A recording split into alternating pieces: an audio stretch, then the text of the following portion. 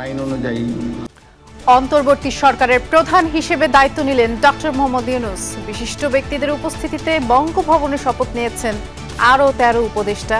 পরে শপথ নেবেন বাকি 3 জন। বিমানবন্দরে ডক্টর ইউনূসকে স্বাগত জানালো ছাত্র জনতা। দেশকে পুনর্জন্ম দিয়েছেন তরুণরা, তাদের হাত ধরে সামনে এগিয়ে যেতে হবে। স্বাধীনতার সুফল প্রতিটি মানুষের ঘরে পৌঁছাতে হবে, তা না হলে স্বাধীনতার কোনো দাম নেই।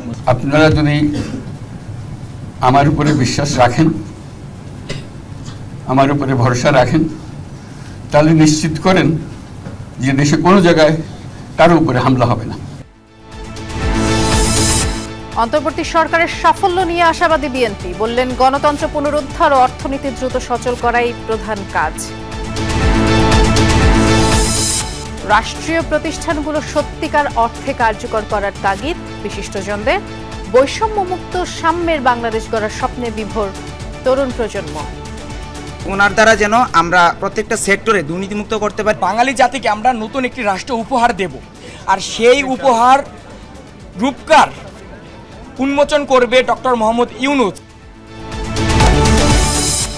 শেখ হাসিনার ব্রিটেনে যাওয়ার বিষয়ে দিল্লি লন্ডন বৈঠক, আসেনি কোনো সিদ্ধান্ত। বাংলাদেশে স্থিতিশীলতা ফিরবে আশা যুক্তরাষ্ট্রের। আইজির নির্দেশে রাজধানীর বিভিন্ন ইউনিটগুলোতে রিপোর্ট করছেন পুলিশ সদস্যরা। সড়কে শৃঙ্খলা রক্ষার কাজে ক্লান্তি নেই শিক্ষার্থীদের।